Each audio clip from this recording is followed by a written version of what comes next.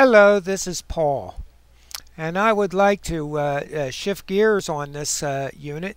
This is part 2, and we're going to be getting into a program called Paint. Paint comes with Windows, and as we get into newer versions of Windows, the capabilities are also expanded with this little utility. It is a change in what we've been talking about here, and we're going to be talking about making an application. An application depends upon a program for it to be able to operate. Now, in the similar fashion, the Paint program will help you develop an application of a drawing. And basically, you can look at this as a desktop publisher. For a while, you will not have a desktop publisher on your computer unless you go out and buy one. Now, this means that it is able to have different parts laid out on a page at a specific location and add different parts to it as you want it. In other words, you can have a heading in one place and you have text at another, and have it be able to move them around for a different location on the page. And that's the advantage of a desktop publisher. Now, in our program, we are able to experience people in the class that has used quite a bit of imagination that has very much impressed me. And to get into this program with Paint program, we're going to start on the desktop and go to the lower left-hand corner at the Start menu. We press on the Start button and bring up the menu selection to be able to select all programs. Holding the mouse on top of all programs, you will be able to have it populate and bring up all the programs you have installed on your computer. However, what we're going to pay attention to is as accessories.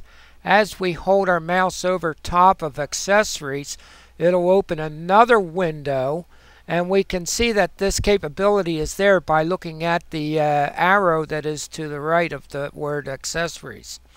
Now, on that, we bring up the accessory sub window and be able to select the Paint program.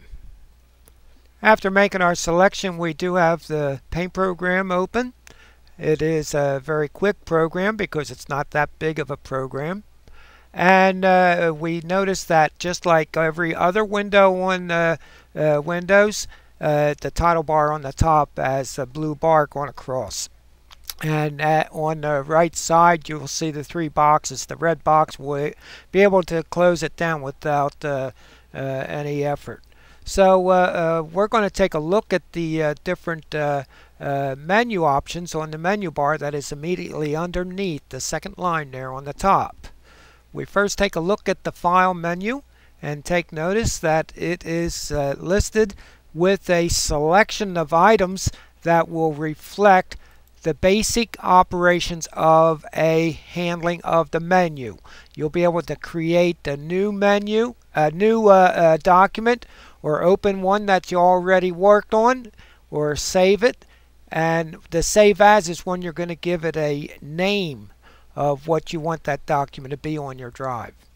The next part of the menu is if you have a printer with a scanner on it, you'll be able to scan an image on from your scanner and be able to work with that with the Paint program.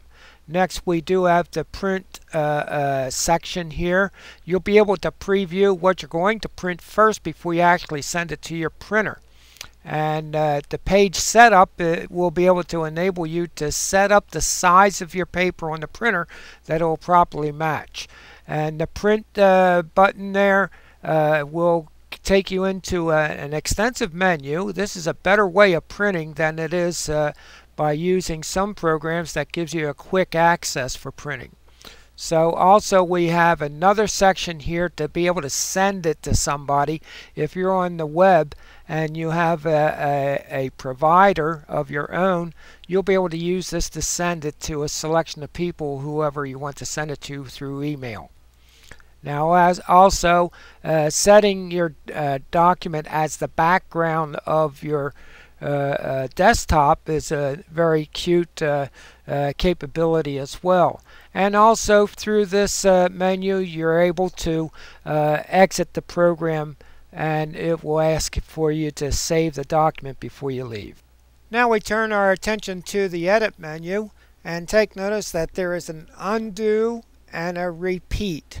The undo will undo everything that you have done previously and will go back several steps, whereas the repeat will replace it and take you forward.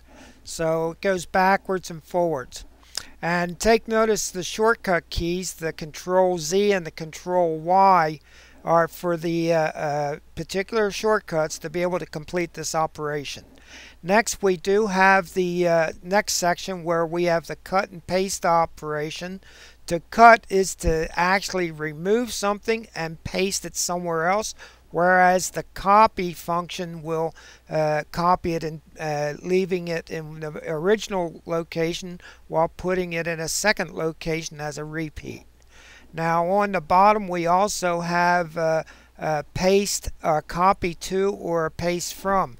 The paste from, I'd like to give you information on that it is to paste from is like from another file, to be able to paste that file in. It could be a picture or anything you might want to work with. Looking at the view menu, we notice that on the top of the line there is a toolbox, and it has a check mark next to it. It means that that toolbox on the left hand side of our screen there is visible. And then we go to the next one, that is the color box that is located on the bottom of your page. And then we finally run into another portion where we have the status bar on the bottom. Then we turn our attention to the image portion of the menu, and take notice that there is a lot more shortcuts available in this little program. It will give you much more meaning as you get some experience working with Paint. This becomes a good time to switch to the next section.